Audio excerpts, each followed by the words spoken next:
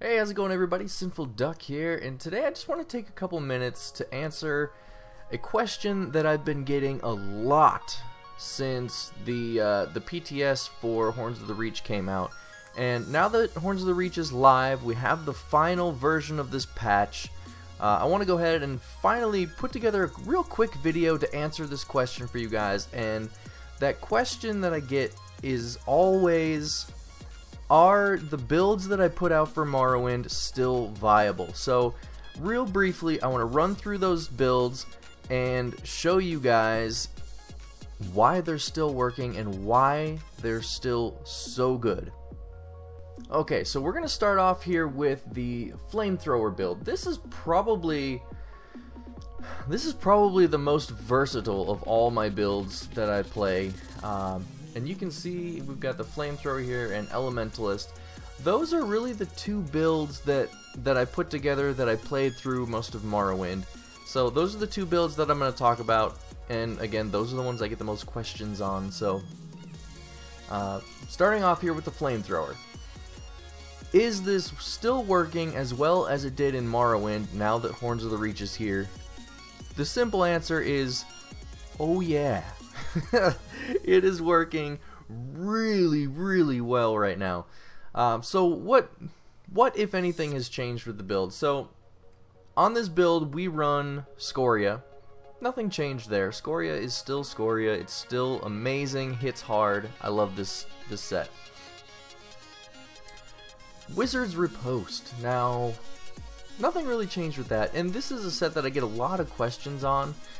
If you don't like the set, you can change it out for something else. I love this set. It gives you such good stats, and it combines so well with our other set, which is, of course, Torg's Pact. Now, the 5-piece bonus for this build, we've only got it on the back bar. There we go. It's only on the back bar, but look at the other bonuses that you always have. Max health, spell damage, and recovery. Obviously, recovery is a very good trait to have no matter what. But the max health, look at this. We have max health on this set. We have max health on this set. And we have max health on this set. And we're running triglyphs on some of these, which... triglyphs on some of them, but not all of them right now. That's just from me testing different things out, so...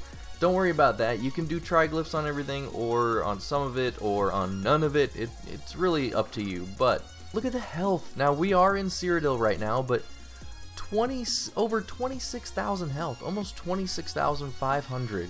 That is really high. And we're all in light armor.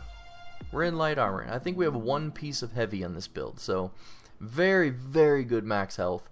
Spell damage, decent, but again, our damage from this build doesn't really come from our skills too much, so don't have to worry too much about that. Spell resistance 18,000, recovery at 1800, so yeah, we're looking real good. Now, what has changed? Our Mundus Stone did get a buff, just like many other Mundus Stones, but our Mundus Stone got a buff, so we are getting more recovery than we had, which is great. So our sustain is up. Wizards, nothing changed. Torg's changed, they changed the wording, but the way that this build is set up, nothing really changed with Torg's. But what did change is our weapon. So running the infused weapon, I'm sure all of you know by now, infused got buffed, so our enchant is hitting harder. I mean, look at it right now, unbuffed at 6k. 6k shock damage. I am going to stick with shock damage on that, for the simple fact that it gives you 8% buff to all your other skills. The trade-off with Oblivion damage, which I'm sure some of you will ask about, is that Oblivion damage gives you very consistent damage, and it goes through shields, which is nice. It's very nice. So if you want to do that, go ahead. There's nothing wrong with it. I'm going to stick with shock for the simple fact that it has the ability to crit, so it might be more inconsistent from target to target. I'm okay with that if it does a little bit less damage, because it's going to buff up everything else that you're doing. So I'm sticking with shock for now. Okay, so let's go ahead and move on here to the next build, which is our Elementalist build. And by the way, if you guys don't use this add-on dressing room, Especially if you're somebody who likes to go back and forth between builds, I highly recommend getting this add-on. So right now we're on Flamethrower. If we want to run Elementalist, all we have to do is this. Click. That changes our skills. Swap bars. That changes skills for that bar, and we're done. Now we're wearing all of our Elementalist gear, so let's take a look at that. What has changed here? Nothing changed with Overwhelming. That's still just as good as it was when we played it last patch. So Overwhelming, great set. I love this set. Torg's Pact, again, nothing really changed with that.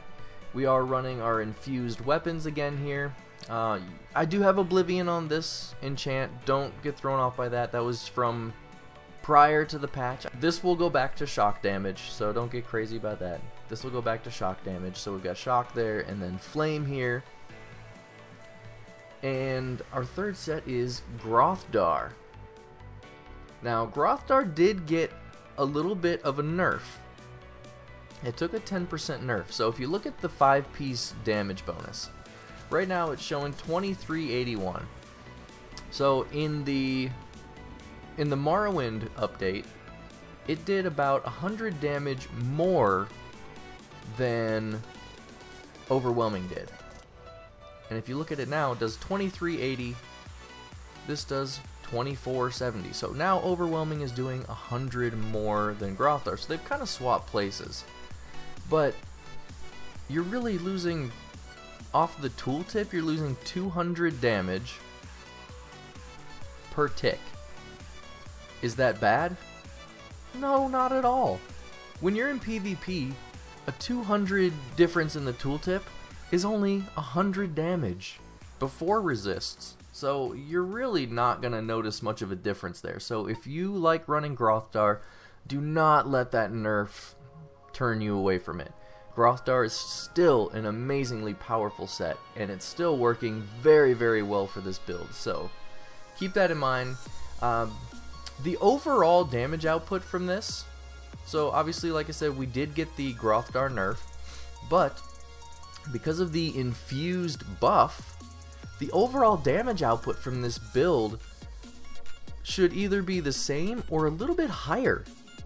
Maybe even a little bit higher. I haven't actually tested numbers against any PvE dummies, because that doesn't really matter for PvP. But for PvP, the build feels insanely strong. So yeah, all I can say right now for everybody who's been asking the question is that Flamethrower and Elementalist, both of them feel stronger than they did before, more sustainable, so they are both doing extremely well. So hopefully that answers the question for you guys. If you have any other questions about this topic, leave them in the comments down below. If you have any ideas for some different types of videos that you guys want to see, again, let me know in the comments. I know we do a lot of build videos and stuff, but I really want to start getting into something different, and I have some ideas on that, but any suggestions from you guys would be great, since you guys are the ones that are going to be watching the videos. Let me know what types of content you want to see in the comments, and I always read the comments, so anything you put down there, I'll see. So anyway, thanks for watching, guys. Give this a thumbs up if you enjoyed it. Subscribe for more ESO content, and we've been doing lots of PvP live streams here on YouTube, so subscribe and you'll get notified when I go live. And anyway, thanks for watching, guys. I appreciate it. Take care.